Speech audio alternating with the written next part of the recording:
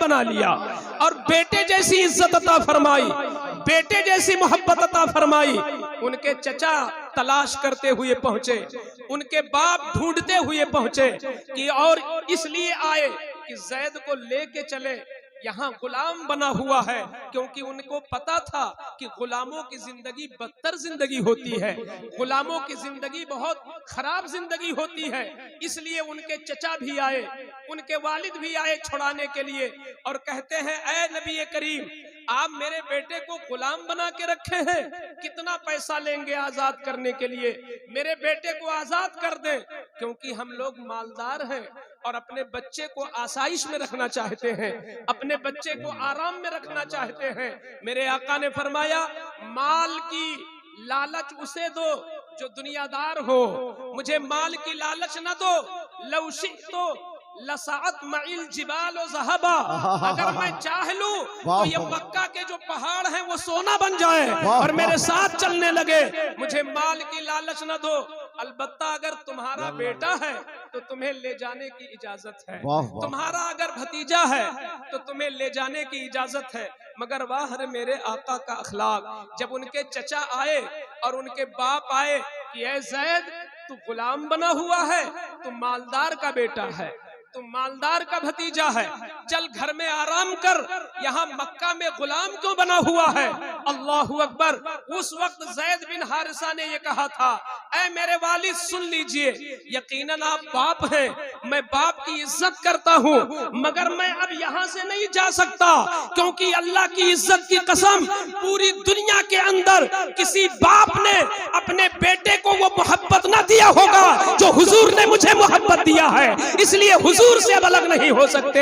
इसी को मेरे इमाम ने यूं कहा है, फिर के गली गली तबाह, ठोकरें सबकी खाए क्यों, दिल को जो अक्ल दे खुदा तेरी गली से जाए क्यों। नारे तकबीर, नारे रिसालत, मसलके आला हजरत, मसलके आला हजरत कॉन्फ्रेंस, फातिह बिगराम फाउंडेशन, अल्लामा मुफ्ती शेर मोहम्मद साहिब किबला।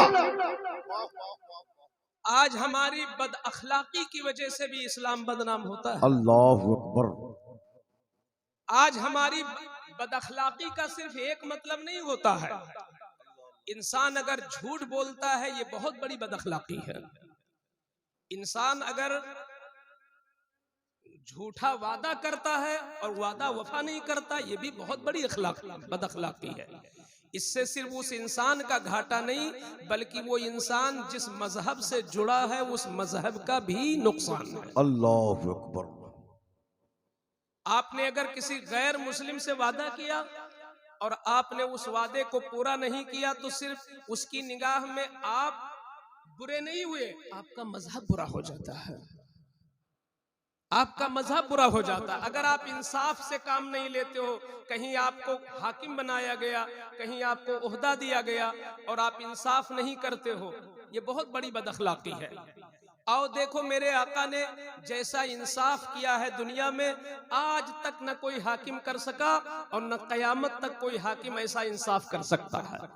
अगर सिर्फ इंसाफ आ जाए मुसलमानों के अंदर, अगर किसी को बुरा न लगे तो एक बात में बोल दूं, नवाजिए नवाजिए, ये भी एक इंसाफ है, कोई बुरा ना माने, मैं अपनी बात करता हूं। एक इंसाफ है कि अगर मेरे गांव में जलसा है और मेरे मोहल्ले में जलसा है, मेरे शहर में जलसा है, तो इंसाफ ये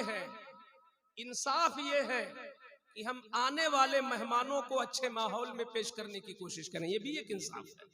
वाह वाह वाह। मैं अपनी बात बताऊं, मेरे गांव में कोई कितना बड़ा आलिम आ जाए मशहूर, लेकिन मेरे गांव का एक एक बच्चा सिर्फ मेरी तकरीर सुनना चाहता है। वाह वाह वाह। लेकिन मैं कभी भी एक आलिम बुलाता हूं, अपनी मौजूदगी में अच्छे वक्त में उनकी पूरी तकरीर करा देता हूं, फिर जो टाइम बचता है, लोग बचते हैं, उनको हम हल्के अंदाज में जो चीजें जरूरी होती हैं हमारे महल्ले के लिए, हमारे गांव के लिए, वो चीजें मैं पेश कर देता हूं। उस दिन मैं अपना फन नहीं दिखाता हूं, उस दिन मैं अपना हुनर नहीं दिखाता हूं। क्यों? इसलिए कि जलसा कराने में कितना पापड़ बेलना पड़ता है, ये तो जलसा कराने वाले जानते हैं। बेशक बेशक बेशक। 2 से 3 घंटा के लिए चप्पलें घिस जाती हैं, फोन रिचार्ज हो तो बैटरी बैठ जाती है बात करते करते। कितने दरवाजों को खटखटाना पड़ता है और कितने लोगों के सामने हाथ फैलाना पड़ता है, तब जाके एक जलसा सजता है। अगर इस जलसे से कोई अच्छा पैगाम न जा सके, अगर इस जलसे को अच्छे माहौल में हम अपने मेहमान को न पेश कर सके, तो बताओ नाकामी है कि नहीं है? बेशक। कोई कहे नहीं मौलाना साहब ने आकर के हमारी तारीफ नहीं किया, ये कौन सी अखलाक है? नहीं, अखलाक ये है कि इंसाफ सिखाया जाए, अखलाक ये है कि इस्लाह की जाए, अखलाक ये है कि कमियों को उजागर किया जाए। जब से हमारे उलमा ने कमियां बताना बंद कर दिया और डरने लगे, तब से हमारे मिंबरों और स्टेजों के अंदर बहुत ज्यादा फसादात आ गए और हमारे जलसों का जो नफा था आज वो खो चुका। अगर यही जलसा किसी और मकतबे फिक्र का होता और जितने लोग आए थे इतने लोगों को सिर्फ सुनाया न जाता, बल्कि उनको इतना पिला दिया जाता कि वो महीनों तक मस्त रहते।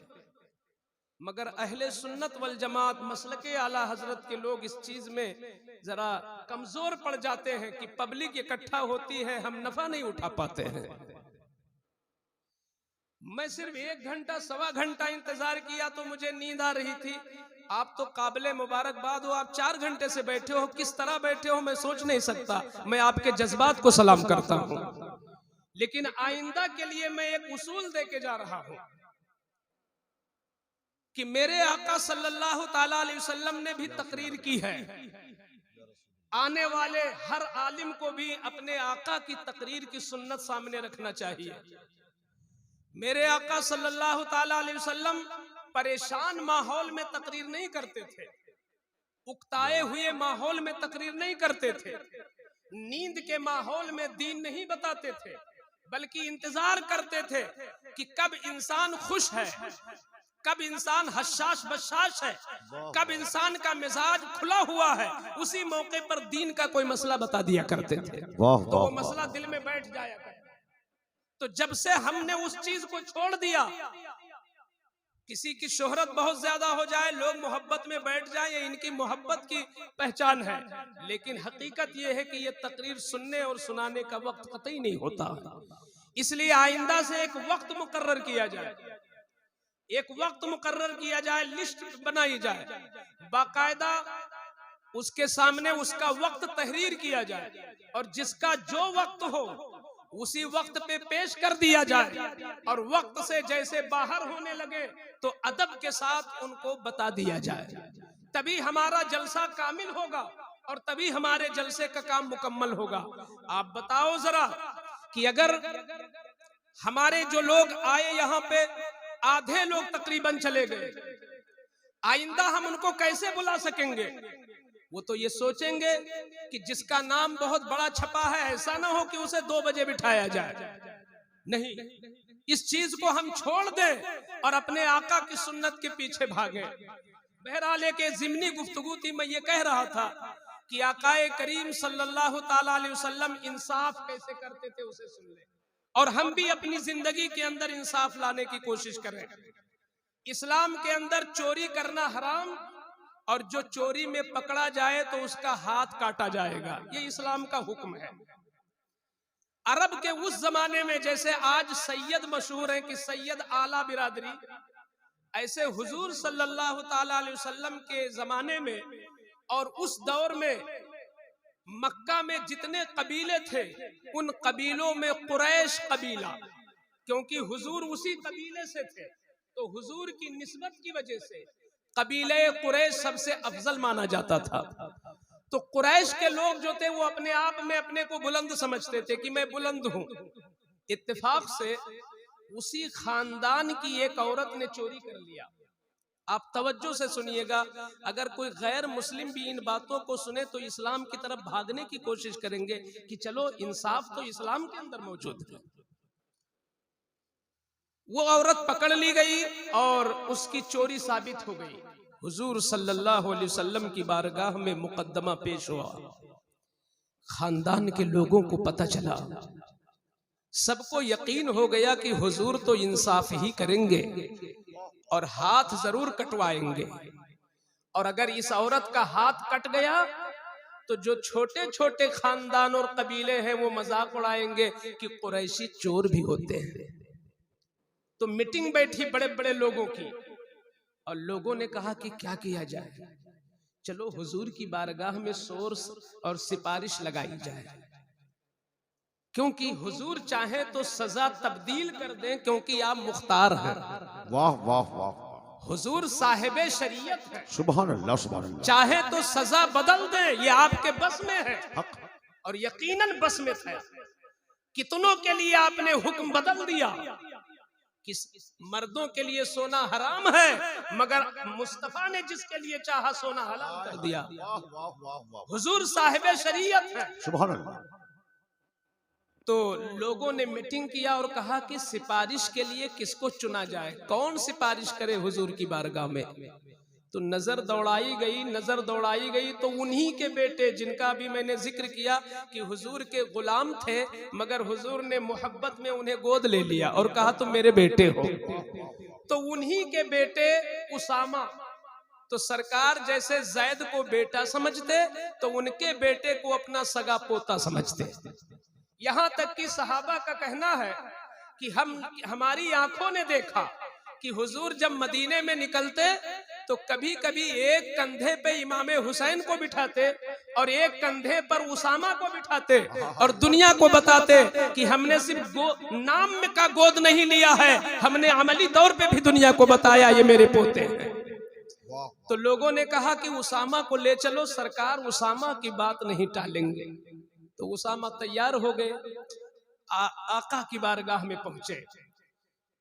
मैं इस मौके पे कहना चाहूंगा, क्या कोई प्रधान अपने बेटे के खिलाफ एफआईआर दर्ज कराएगा?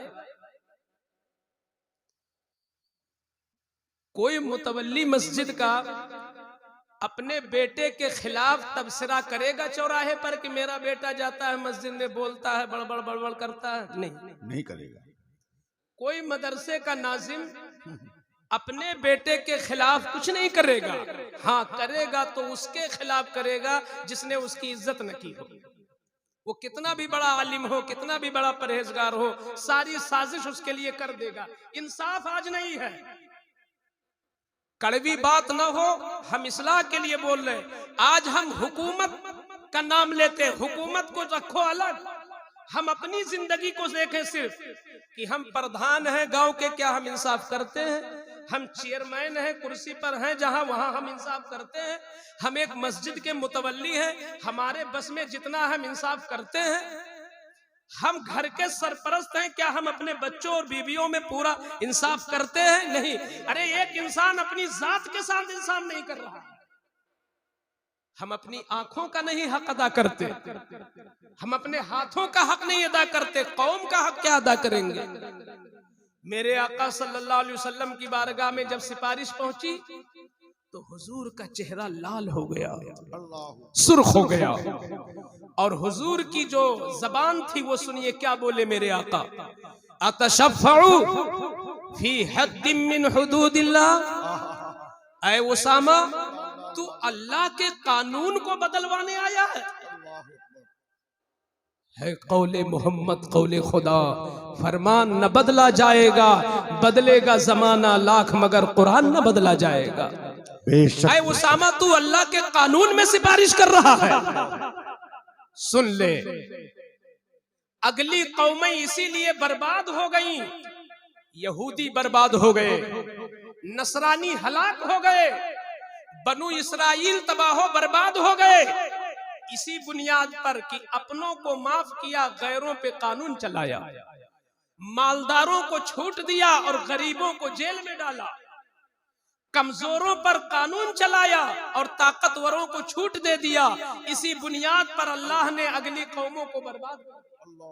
अगली कौमें जो तबाह हुई हैं नाइंसाफी की बुनियाद पर। ऐ उसामा तू आया है मुझसे ये बात कहने में कानून इलाही में चेंजिंग कर दूं और कानून इलाही में मैं दो रुखी पॉलिसी इख्तियार कर लूं? सुन, अल्फाज हुजूर के आज भी मौजूद है तारीख में।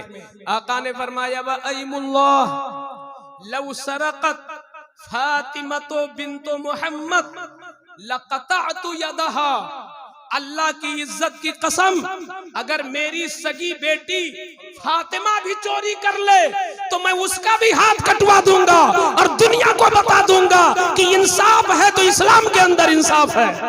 ये मेरे आका ने फरमाया। आज अगर इंसाफ आ जाए तो हमारे अंदर से बेचैनी दूर हो जाए। जी जी जी बेशक। कहाँ हमें इंसाफ मिलता है? हम सिर्फ दूसरे मजहब की बात करते, हम मजहबों की बात करते। हमारे मुसलमान भाई जिन जिन पोस्ट पर बैठे हुए हैं, हमारे मुस्लिम भाई जिन जिन कुर्सियों पर बैठे हैं, क्या वो अपनी कौम के साथ इंसाफ कर रहे हैं? नहीं, वो भी नहीं कर रहे हैं। इसलिए जरूरत इस बात की है कि हुजूर ही की जिंदगी को ढूंढा जाए। सुभान अल्लाह, सुभान अल्लाह। हुजूर ही की जिंदगी को तलाशा जाए। मेरे आका सल्लल्लाहु ताला अलैहि वसल्लम ने एक यहूदी से एक मामला कर लिया, क्योंकि शुरू इस्लाम में यहूदियों से नसरानियों से सब मामलात जायज थे, क्योंकि उस वक्त अभी इस्लाम फैला नहीं था। आज इस्लाम बहुत फैल चुका है और दायरा बहुत बढ़ चुका है मुसलमानों का, तो बहुत सारे अहकाम बदल चुके। मेरे आका सल्लल्लाहु ताला अलैहि वसल्लम एक जंग में तशरीफ ले गए। सहाबा मारे भूख के, मैंने अपना मौजू इसलिए चेंज कर दिया कि जो मौजू दिमाग में था वो उतनी पब्लिक के लिए था जो पब्लिक पहले मौजूद थी। जब आधी से ज्यादा पब्लिक जा चुकी तो मैं इसलिए कि मेरे आका की सुन्नत है कि कौम को देखकर गुफ्तगू करो, मौके और महल की नजाकत के हिसाब से गुफ्तगू करो, तो इसलिए मैं ये गुफ्तगू कर रहा हूँ।